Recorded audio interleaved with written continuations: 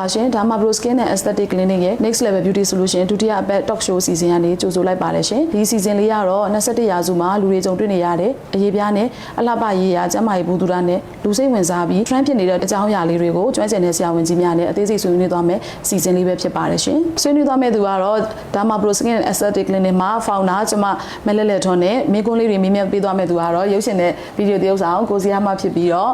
မိကွန်းလေးတွေကိုဖြည့်ချသွားမယ့်သူကတော့ဒါမှ Pro Skin and Aesthetic Clinic ရဲ့ consultant aesthetic doctor အမဒေါက်တာတန်နာအောင်တို့က special guest အနေနဲ့ဖြည့်ချပေးသွားမှာဖြစ်ပါတယ်ရှင်မင်္ဂလာပါပါမင်္ဂလာပါကိုစီယာမင်္ဂလာပါရှင်မင်္ဂလာပါဟုတ်ကဲ့ပါအဲ့တော့ကျွန်တော်ဒီနေ့ဒါမှ Pro ရဲ့ဒါ Facebook page နဲ့ဒါ YouTube channel ကိုအားပေးနေတဲ့ပရိသတ်တွေအားလုံးလည်းမင်္ဂလာပါအဲ့တော့ဒီနေ့မှာကျွန်တော်မေးချင်တာကတော့ဒီလူငယ်တွေကြားမှာအခုရေပန်းစားနေတဲ့ကျွန်တော်တို့ဒါဆရာမတို့လည်းမေးချင်တက်တူပေါ့နော်ဒီတက်တူစိမ့်ကြောင်ဆိုတာဘာလဲဆိုတာလေးကျွန်တော်အရင်သိချင်ပါတယ်ဟုတ်ကဲ့တက်တူစိမ့်ကြောင်ဆိုတာကြတော့ပေါ့နော်လူတွေကပေါ့နော်ကိုယ့်ရဲ့ကိုယ်ခန္ဓာမှာနေရာတိုင်းမှာပေါ့နော်ကိုကြိုက်တဲ့စိတ်ကာလာပြီးရှင်ကိုကြိုက်တဲ့ဒီဇိုင်းကိုပေါ့နော်ကိုယ့်ရဲ့ခန္ဓာကိုယ်မှာတစ်စိတ်ရိုင်းနေတာကိုတက်တူစိမ့်ကြောင်လို့ခေါ်တာပေါ့နော်အရင်ခေတ်တုန်းကတော့တက်တူဆိုတာကကျွန်တော်တို့ငယ်ငယ်တုန်းကဆိုရင်တက်တူထိုးတဲ့ပြီးရှားတယ်လေအခုဆိုရင်တက်တူကိုကျွန်တော်တို့ဒါဟိုပေါ့နော်အမျိုးမျိုးထိုးလာကြတယ်တက်တူဆိုတာကိုကျွန်တော်အရင်ကတည်လာတာခန္ဓာကိုယ်အသားကြီးမှာတင်းတဲ့တက်တူစိမ့်ကြောင်နောက်ပေါင်တွေမှာထိုးကြတယ်အခုကျတော့တက်တူကိုကျွန်တော်ဥမာတချို့ဆိုရင်မျက်ခုံးမွေးနေရာမှာထိုးတယ်တချို့ဒီဘယ်လိုပြောမလဲမိန်းကလေးတွေ eyeliner ထိုးတယ်အဲ့တော့ကျတက်တူမျိုးစားကြတော့ဘယ်နှမျိုးအမျိုးစားတော့ကွာသွားလဲအဓိကရေဘူးကဖြစ်ဆိုလို့ရှိရင်တက်တူမျိုးစား2မျိုးပေါ့နော်2မျိုးခွဲထားတယ်ပေါ့နော်အဓိက temporary tattoo နဲ့ permanent tattoo ပေါ့နော် temporary tattoo ဆိုတာဘာလဲဆိုလို့ရှိရင်သူကသူ့ရဲ့ duration ပေါ့နော်ဥပမာဖြစ်တစ်နှစ်ခံလား2နှစ်ခံလားအဲ့ဒီအချိန်အတွင်းမှာဆိုလို့ရှိရင်ပြည့်တဲ့ခါကျရင်သူပြန်ပြီးတော့အယောင်ဖြော့ပြီးမှိန်ပြီးပျောက်သွားတယ်ပေါ့နော်အဲ့ဒါကို temporary tattoo လို့ခေါ်တာပေါ့နော်ဟို permanent tattoo တွေကြတော့သူကိုယ်ခန္ဓာထဲမှာထိုးလိုက်တဲ့ခါကျရင်လုံးဝဖြတ်မှပဲပြန်ပြတ်တာပေါ့နော်အလုံးဝသေးရပါတဲ့ tattoo လေးတွေကိုpermanent အဲ့တော့ကျွန်တော်ဒီမျက်ခုံးတို့ဒီ eyeliner တို့ဘယ်လိုခေါ်မှာ eyeliner လို့ခေါ်မှာပေါ့နော်အဲ့ဒါမျိုးတွေထိုးလိုက်ကြဘယ်လို tattoo မျိုးစားအဲ့ခေါင်တွေကကြတော့သူက cosmetic tattoo temporary tattoo လို့ပဲပြောတာပေါ့နော်သူကတော့နှစ်ကြာသွားအယောင်ဖြော့သွားမယ်ပြန်ပြီးရှိလို့ရှိရင်ပြန်ပြီးအယောင်ပြန်တင်ရတာပေါ့နော်အဲ့လိုမျိုးလေးရှိတာပေါ့နော်အဲ့ပုံမှာမူတည်ပြီးတော့စေးတဲ့ကွာသွားမှာပေါ့နော်ဟုတ်ကဲ့ရှင်စေးတဲ့ကွာရယ်ရှင်အဲ့တော့ဘယ်လိုအမျိုးစားတွေတက်တူတွေထိုးကြတာများလဲဟုတ်ကဲ့မျိုးစားတက်တူတွေကကြတော့ဥမာဖြစ်ဆိုလို့ရှိရင်တော့အရွေးသွေးနှိပ်တက်တူတွေပဲရှိရပေါ့နော်အဲ့ဟာတွေကကြတော့သူကကြုံရကိုယ့်ရှိမှရှိတဲ့ဘောပန်တွေကမှင်လေးကိုထုတ်ပြီးတော့တွေ့ကြရဆက်လေးနဲ့ထိုးလိုက်တာပေါ့နော်အချို့ကျွန်တော်ကြားဘူးတာပေါ့နော်နေတွေမှာကလေးတွေပေါ့နော်ဒီအဲ့နဲ့အဲ့ကိုဘောပန်မှင်ကိုထုတ်တယ်ထုတ်ပြီးတော့အဲ့ထိုးလိုက်တဲ့အဲ့လိုမျိုးအဲ့ဒါကြတော့ဒါကျမ်းမာရေးအရာဆိုရင်ကောင်းတာဒီတက်တူထိုးတဲ့မှင်နဲ့ဒီဘောပန်ထွက်တဲ့မှင်နဲ့ကတူလားပေါ့အဲ့လိုမျိုးကြတော့မတူဘူးပေါ့နော်ဟိုကကြတော့သူကတို့ကိုတို့များလာပြဆိုလို့ရှိရင်အရေးသွေးမြင့်တက်တူ professional tattoo တွေဆိုလို့ရှိရင်ကြတော့သူက tattoo ဆရာကိုယ်တိုင်အရေးသွေးကောင်းတဲ့ tattoo တွေကိုပဲကိုထိုးရတာစေမျိုးစားกว่าတာပေါ့နော်အဲ့လိုမျိုးဆိုလို့ရှိရင်လည်းသူကအရေးသွေးလည်းပိုကောင်းတယ်ဖြည့်ရတာလည်းပိုခက်တယ်နောက်ပြီးလို့ရှိရင်ကြကြလည်းခံတယ်ပေါ့နော်လက်ရလည်းကောင်းတယ်ဟိုဟာတွေကကြတော့သူကကြုံရကြပန်းဒီဟိုပွဲစည်းတွေမှာဆိုလို့ရှိရင်စုပ်ဆေးလေးတွေနဲ့ပေါ့နော်အဲ့လိုသွားထိုးတာရှိတယ်အဲ့လိုမျိုးဆိုလို့ရှိရင်အရေးသွေးကတိတ်မကောင်းပေါ့နော်မကောင်းတဲ့ခါကြလို့ရှိလို့ရှိရင်ဒါအရေးသွေးနဲ့ set inflated tattoo လို့ခေါ်တာပေါ့နော်အဲ့လိုမျိုးလေးခေါ်တယ်ဟုတ်အဲ့ tattoo တွေကြအခုနောက်ပိုင်းထိုးကြတယ်ထိုးပြီးရင် tattoo တွေကိုလည်းဟိုပြန်ဖြတ်ကြတယ်အဲ့အကြောင်းအဲ့လိုမျိုးဘာသာဖြတ်ကြတယ်ဟုတ်ကဲ့ရှင်ဒါကတော့လေဟိုကိုမကြိုက်လို့ပြန်ဖြတ်တာပေါ့နော်အဓိက main reason ကကြတော့တချို့တွေကြတော့လေဒီဟာကြာလာတဲ့ခါကြလို့ရှိရင်ပုံပြောင်းကျင်တာပေါ့နော်တခြားပုံတစ်ခုကိုပြောင်းကျင်တာအဲ့ဒါတွေကြောင့်လည်းပြန်ဖြတ်ကြတယ်တချို့တွေကြတော့လေအလုတ်ကြောင့်ပေါ့နော်အလုတ်တစ်ခုလုပ်တဲ့ခါကျရင်အဲ့တတူပိုင်းလက်မခံဘူးဆိုလို့ရှိရင်ပြန်ဖြတ်ကြတာရှိတယ်တချို့ကြတော့နိုင်ငံခြားသွားချင်တာနိုင်ငံခြားသွားချင်ဥပမာပြဂျပန်တို့ကတော့သွားမယ်ဆိုလို့ရှိရင်တတူလုံးဝ sensitive ဖြစ်တဲ့ခါကျတော့အဲ့တတူတွေပါလို့မရဘူးပေါ့နော်အဲ့ခါကျလို့ရှိရင်လည်းပြန်ဖြတ်ကြတယ်နောက်တစ်ခုကကြတော့ကိုယ့်ရဲ့ family problem ပေါ့နော်ကိုယ့်အဖေအမေကိုယ့်ရဲ့ရီးစားအဟဲ့ပြန်ဖြတ်ခိုင်းတာအရင်တော့ရောက်တတူထိုးမှဆိုကျွန်တော်တို့ငငယ်တော့ဆိုကျွန်တော်တို့ဆိုရင်လည်းဒါတတူမရှိဘူးပေါ့နော်မရှိဆိုတော့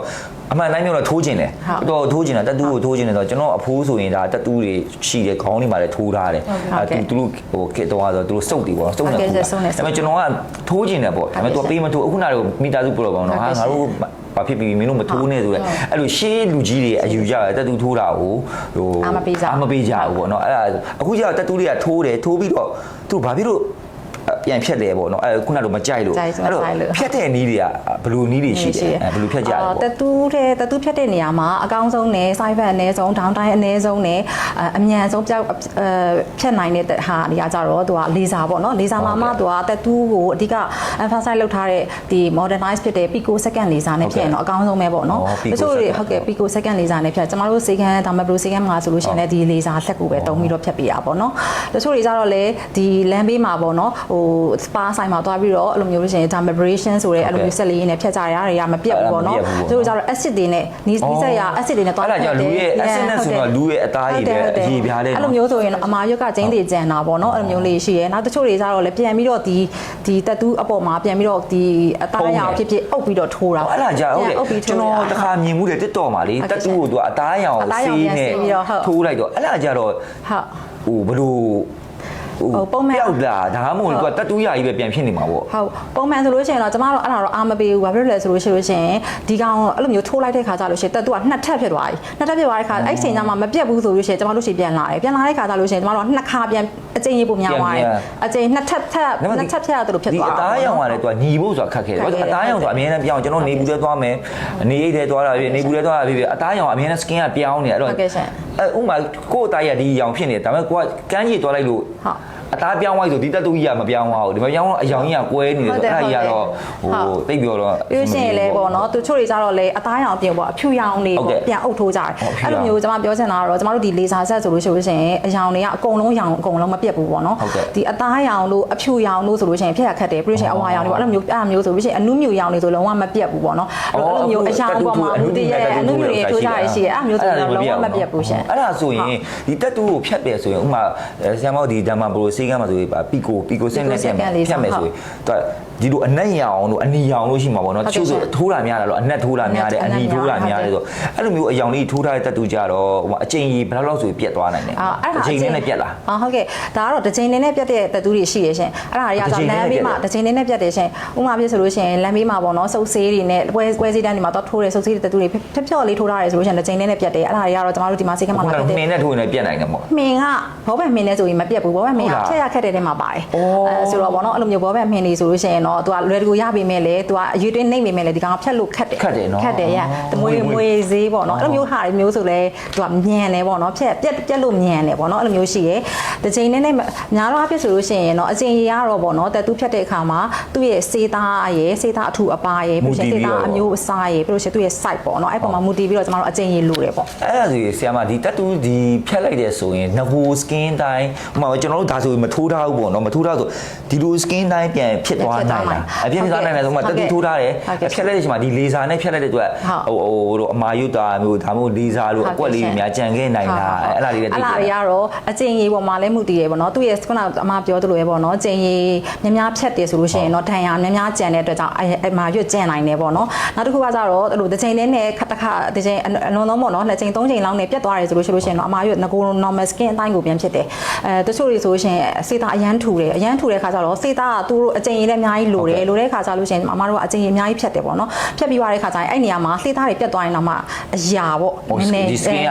အရာကြံအဲ့တော့ဘယ်လိုမျိုး treatment တွေပြန်လုပ်ရမလဲပေါ့အဲ့လိုအရာကြံတဲ့ခါကျလို့ရှိရင်အမတို့ scar treatment ပြန်ဝင်ရတယ်အဲ့လိုမျိုးလေးအဲ့ဒါဆိုတော့ကျွန်တော်ငကိုအသားရင်မိပါတော့အဲ့လောက်ထိပေါ့မိပါပြန်ရအောင်တော့လုပ်လို့ရတာပေါ့နော်ဒါပေမဲ့ဟိုငကိုပုံမှန် skin တိုင်းတော့တစ်ထပ်တည်းတော့မဖြစ်ရနိုင်ဘူးဟုတ်အဲ့တော့ကျွန်တော်ဒီချိန်ဒါတချို့ဆိုရင်ဒီတက်တူကစေးသားထူသွားတယ်အများကြီးထိုးထားတယ်ဆိုရင်ဒီချိန်နဲ့မရဘူးပေါ့အဲ့တော့ဒီချိန်နဲ့မရဘူးဆိုရင်ဒီချိန်နဲ့ဒီချိန်ချားမှာကျွန်တော်ဥမာဘယ်လောက်ချားနိုင်တယ်ဘယ်လောက်ချားမှာတပတ်ချားလောက်ကမလားဒါမှမဟုတ်နှစ်ပတ်ချားလောက်ကမလားပေါ့နော်အဲ့လိုမျိုးဒေစာဆိုတော့ပုံမှန်ဆိုလို့ရှိရင် normally ဖြတ်သွားမယ်တက်တူတွေကဖြတ်ပြီးသွားတဲ့အခါကျလို့ရှိရင် skin ကပေါ့နော်သူကရောင်မယ် inflammation ပေါ့နော် sign inflammation တွေဝင်နေပေါ့နော်အဲ့ဒီ sign inflammation ကတော့တစ်ပတ်လောက်ကတော့အနည်းဆုံးဝင်တယ်တချို့တွေဆိုနှစ်ပတ်နေပါကြာတယ်ပေါ့နော်အပြီးသွားတဲ့အခါကျလို့ရှိရင်အနာတွေပါရေးစီလင်းရတယ် dressing care တွေပေးရတယ်ပေါ့နော် after care တွေပေးရတယ်ပြီးသွားတဲ့အခါကျလို့ရှိရင် skin ကို resting ပြန်ပြီးတော့ထားပေးရတယ်ပေါ့နော်အဲ့ resting ထားပေးတဲ့အချိန်အထိဆိုလို့ရှိရင်တော့ပုံမှန်လေးဖြတ်သွားမယ်ဆိုလို့ရှိရင်တစ်လတစ်ချိန်တော့အမတို့ဖြတ်ကြရတယ်ပေါ့နော်တချို့လူတွေကြတော့အချိန်မရကြအောင်နိုင်ငံသားထွက်တော့တစ်ချိန်ဆိုတာဥပမာဒီနေ့လုပ်ပြီးသွားရင်နောက်တစ်လနဲ့နောက်တစ်လဒီမှာတစ်ချိန်ထပ်လုပ်ရမယ်အဲ့တော့ခုနလိုနိုင်ငံခြားသွားတဲ့လူတွေခီးဝေးသွားတဲ့လူတွေကြတော့အဲ့လိုမျိုးလူမျိုးတွေကြတော့လေသူတို့ရအချိန်မရတော့ဘူးအဲ့ဆိုလို့ရှိရင်တော့အမတို့က3ပတ်တစ်ချိန်လို့မဟုတ်2ပတ်တစ်ချိန်အလွန်ဆုံး2ပတ်တော့အမတို့ချပေးတယ်အနည်းဆုံးတော့2ပတ်ချာ2ပတ်ချာတယ်2ပတ်တောင်မှအမတို့ကအဲ့ဟိုပါဘောနော် scar ဖြစ်နိုင်ချေတော်တော်များသွားပြီပေါ့နော်ဘာဖြစ်လို့ဆိုတော့ skin က resting မရတော့များတဲ့အခါကျတော့သူတို့တော့နည်းနည်းတော့ explain လုပ်ပေးရအောင်အဓိကကတော့ဒီရက်နေသွားတဲ့အချိန်မှာကျွန်တော်တို့ရဲ့ဒီ skin ကနည်းနည်းအမာယုလေးကြံဖို့ခုနလိုပေါ့နော်တက်ပြီးဖြတ်နိုင်ကျွန်တော်မေးတော့အမာယုကြံနိုင်တာဆိုတဲ့ဥစ္စာဒါကလည်းဒါအဲ့ပေါ်မှာတလားဆိုရင်တော့သူ့ရဲ့ skin ကပြန် cell တွေပြန်ပြီးတော့ resting state ကိုပြန်စောင့်တာပေါ့နော်ပြန်စောင့်အဲ့တော့အချိန်ပေးနိုင်တော့ပူကောင်းတာပေါ့ပူကောင်းနေရှင်ဟုတ်ကဲ့ဒီတက်တူဖြတ်ပြီးတော့ခုနလိုအမာယုကြံပြီးတော့တက်တူဖြတ်ပြီးရင်ဒါစောင်းရန်ရှောင်းရန်တွေပါရှိဥပမာကျွန်တော်လက်မှာဖြတ်ပြီးရင် infection တွေဝင်နိုင်လား အပြင်သွားတာဟိုတော့ကျွန်တော်ဒီလက်မထိုးတာဆိုဒီလက်မဖြတ်သွားလို့လေစာပြစ်ပြီးတော့အပြင်သွားလာဖြစ်ဖြစ်ဟိုလူငယ်တွေဆိုရင်ဗျာဟိုဘားသွားမလို့ဘားသွားလာဖြစ်ဖြစ်ဟိုတောက်တာစားတာပဲဖြစ်ဖြစ်အဲ့ဒါမျိုးလေးတွေကစောင်းရန်ရှောင်းရန်လေးဘာတွေများညှိလဲပေါ့ဒါကတော့အဓိကလိုဆုံးပဲတတူဖြတ်တဲ့နေရာမှာတတူဖြတ်ပြီးတာနဲ့အမားတို့ကဖြတ်ပြီးသွားတယ်ဆိုလို့ရှိရင်အမားတို့ dressing တကောင်းကောင်းလုပ်ပေးတာပေါ့နော် တကယ်ကို steroid instrument တွေနဲ့ပေါ့နော်အမားတို့တေချာ dressing ကောင်းကောင်းလုပ်ပေးတယ်ဆေးလေးထည့်ပေးလိုက်တယ်ပတိလေးပတ်ပေးလိုက်တယ်ပြီးလို့ရှိရင်တို့လည်းတေချာမှာတာပေါ့နော်မဖြတ်ခင်ကလေးကအမားတို့တေချာမှာတယ်ပေါ့နော်ဒီအနာကိုတပတ်လောက်ကတော့ silent inflammation နီးမယ်ရောင်မယ်ပြီးရှင်တတူအမျိုးအစားပေါ်မှာမူတည်ပြီးတော့ရေကြည်ပူပေါင်းကြီးတွေဖြစ်တယ်တတူတေးလေးဆိုတေးလေးဖြစ်တယ်တတူကြီးရေကြည်ပူပေါင်းဖြစ်တယ်ဒါကဖောက်ရေကြည်အဲ့ရေကြည်ပူပေါင်းလေးကိုတို့ကဘယ်လိုခဲလုပ်ရမလဲပေါ့နော်ရေကြည်ပူပေါင်းတွေတချို့တွေကြတော့မပေါက်တော့စိတ်မရှိတော့အက်တွေနဲ့တော့ဖောက်ကြအဲ့အဲ့လိုမျိုးမလုပ်ရအောင်ပေါ့နော်တူပုံမှန်လေးတော့တူပေါက်သွားတယ်အဲ့ဒါရေချိုးရင်ရောရေထိလို့ရလားရတယ်ရှင်ဟိုပါပေါ့နော်တတူတွေကတော့အများအားဖြင့်ဆိုလို့ရှိရင်တော့ရေချိုးလို့ရတယ်ပြီးလို့ရှိရင်တိစာ66လေးပြန်တုတ်ပေးရမယ်ဘာလို့ကျွန်တော်ငယ်တော့အပူလောင်ရေပူလောင်ရေထိလို့မရဘူးရေထိရင်ရေကအထက်ပြန်ဝင်ပြီးရေအိတ်ကြီးလို့ဖြစ်သွားတော့အဲ့တော့ဟိုဒီတက်တူကိုဒီဒါမျိုးဒီဇိုင်းဖြတ်လိုက်တော့ရေကြီးဘူးဆိုရင်ရေချိုးရင်ရေဝင်နိုင်လားဒါမှမဟုတ်ဟိုဘယ်လိုမျိုးခဲတော့တချို့တွေဆိုလို့ရှိရင်တော့ပေါ့နော်ဒီလိုမျိုးရေထိလို့မရဘူးလို့ပြောတာပေါ့နော်ဒါပေမဲ့ကျမကတော့ဒီရေလေးကိုကြတော့ရေတွေပါချိုးရင်ချိုးလို့ရတယ်ပြီးလို့ရှိရင်တေချာပြန်တုတ်လို့ဆိုလို့ရှိရင်ဒီနေရာကလေဟိုပြောမလဲတိတ် cleansing မဖြစ်တယ်လို့ပဲအားကြောင့်အမတော့နည်းနည်းလေးပေါ့ဆေးတွေကလည်းဟိုနည်းနည်း cleansing မလုပ်ဘူးဆိုလို့ရှိရင်အဲ့နေရာမှာ healing မကောင်းလို့အမတော့ခံစားရတယ်အားကြောင့်အမတော့ရေချိုးခိုင်းတယ်ပြီးတေချာအချောက်လေးနဲ့ပြန်တုတ်တယ်ပြန်တုတ်ပြီးတဲ့ခါကျတော့ကျမတေချာသေးလေးတေချာလိမ့်ခိုင်းတာပေါ့နော်အပြင်သွားရင်ဒီအပြင်ပိုးမွှားတွေဝင်ဖို့အတွက်အဲ့လာကြတော့ဆိုတော့ဘယ်လိုပြောမလဲအရန်ဟိုအပြင်ထွက်တဲ့ခါကျလို့ရှိလို့ရှိရင်အရန်ဖုန်ထူတဲ့နေရာတွေဆိုလို့ရှိလို့ရှိရင်တော့လက်အိတ်လက်ရှည်လေးဝတ်သွားပေါ့ဘာဖြစ်လို့ဆိုတော့ကျမတို့ကလေဒီပတ်တီးတွေထပ်မပတ်ခိုင်းစီစဉ်ဘာဖြစ်လို့ဆိုတော့ဟီလင်းကမကောင်းတဲ့ခါကျတော့အနာကျက်နှုံလဲနှီးတယ်နှီးတဲ့ခါကျတော့အမားကတော့ဖြစ်နိုင်အပြင်ထွက်တဲ့ခါကျလို့ရှိရင်တော့နေတွေဘာတွေတွားရောင်းနေတွားနေဆိုလို့ရှိရင်အမအရင်လက်ရှည်လေးဝတ်ခိုင်းတော့တသူဖြတ်ပြီးတဲ့အခါကျလို့ရှိရင်အဓိကနောက်တစ်ခုမှကျင်တာကတော့ဗာလဲဆိုလို့ရှိရင်တချို့ skin type တွေကကြတော့တချို့လူတွေရဲ့ skin type ကကြတော့သူကစက်တီးထနိုင်တာပေါ့စက်တီးဆိုတာ key light ပေါ့နော် key light ကြတော့သူကအနာမကျက်ခင်မှာသူအသားတွေနည်းငယ်စားတာပဲဖြစ်ဖြစ်ပေါ့နော် protein တွေလိုမျိုးတောက်လိုက်တာပဲဖြစ်ဖြစ်ပေါ့နော်အဲ့လိုဆိုဖောင်းဖောင်းကြီးပေါ့နော် healing မကောင်းမင်းနဲ့လိုဖောင်းဖောင်းကြီးဖြစ်လာတယ်ပေါ့နော်အဲ့ key light တန်တယ်ရှိတဲ့လူဆိုလို့ရှိရင်အမတို့ကဒီအနာမကျက်ခင်အချိန်အနာကျက်တဲ့အထီကိုပေါ့နော်အမတို့အသားလေးနည်းနည်းရှောင်ခိုင်းတော့မှဆို CP ချက်တို့ဘာတို့ပေါ့နော်အရန်အဲ့လိုမျိုးလေးပေါ့နော်စားမိမှာငါးတွေဘာတွေပဲစားပေါ့ငါးတွေဘာတွေဆိုရင်တော့အနေနဲ့ရရပေါ့နော် seafood တွေဘာတွေလဲနည်းနည်းတော့ရားနိုင်တယ်ပေါ့နော်အသားတွေနည်းငယ်မစားခိုင်းဘူးပေါ့နော်အဲ့လိုမျိုးလေးစားပါစားအဲ့လိုမျိုးပေါ့နော်ဟုတ်ဟုတ်ကဲ့ဒါမဲ့လေရောဒါတက်တူးနဲ့ပတ်သက်ပြီးတော့ဒူငယ်ကြောင့်ဆိုမက်လေးတော့ထိုးထားနေတာအမကတော့တက်တူးတော့မရှိဘူးပေါ့တူးလေးတော့သဘောကျတယ်ပေါ့ကြာတယ်ထိုးကျင်တယ်ဟိုဘာလို့မထိုးမိလဲဆိုအရင်တော့ပြောကြတာပေါ့နော်ဟိုအိမ်တော်မှုပြတဲ့ဆေးမီရေစုပ်ထိုးဒီတုံးတွေပါထိုးပြီးမပြတ်ဘူးပါညာဆိုခုနကလိုကိုစရာတို့အမားတို့ဆွေးနွေးသွားသလိုကိုမကြရင်ပြန်ဖြတ်လို့မရခဲ့ရင်ဆိုရယ်စိတ်မျိုးနဲ့ပေါ့နော်အဲ့တော့စိုးရိမ်ပြီးတော့တက်တူးကိုတော့မထိုးပြဘူးပေါ့နော်အခုနောက်ပိုင်းကျတော့ခင်မီဆက်တွေလေလေးစားရင်းနဲ့အခုလိုဒီကိုစက္ကန့်လေးစားရေးပါရင်ဟိုနီးပညာရဲ့တိုးတက်လာတဲ့အခါကျတော့တက်တူးထိုးဖို့တော့အများကြီးစိတ်ဝင်စားတယ်အဲ့တော့ကိုကလည်းခုနကျွန်တော်လည်းဒါပေါ့ဒီ show လေးမှာမေးချင်တာကိုကလည်းဒီ founder ဖြစ်တယ်ဒီ package လေးပေါ့နော်ဒီ treatment လေးကိုဒီဈေးကမှာထည့်ဖြစ်ပုံလေးပေါ့နော်ဘယ်လိုစိတ်ကူးနဲ့ဒါထည့်ဖြစ်လိုက်လဲပေါ့အဲအမအနေနဲ့ဒီနဲ့ပတ်သက်တဲ့ services တွေနောက် beauty အလှပရေးရာ trend တွေတခုပြီးတစ်ခုကနောက်တစ်ခုကပေါ်လာတာပေါ့နော်မိန်းကလေးတွေကကြတော့ဟိုအမျက်ခုံးထိုးမယ် eyeliner ထိုးမယ်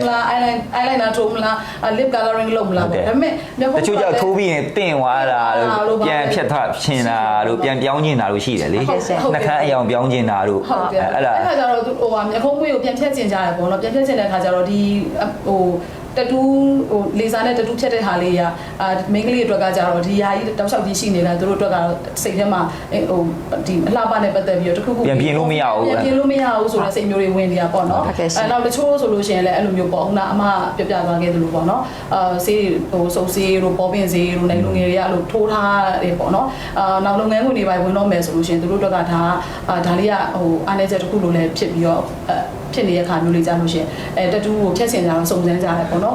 ်စိတ်ကောင်းလည်းလာပြီးတော့လာစုံစမ်းကြတဲ့အခါမှာဟောဒီလို customer တွေအတွက်ကဒါလေးလိုအပ်နေမှုတွေပြီးနေဆိုပြီးဖို့လိုအပ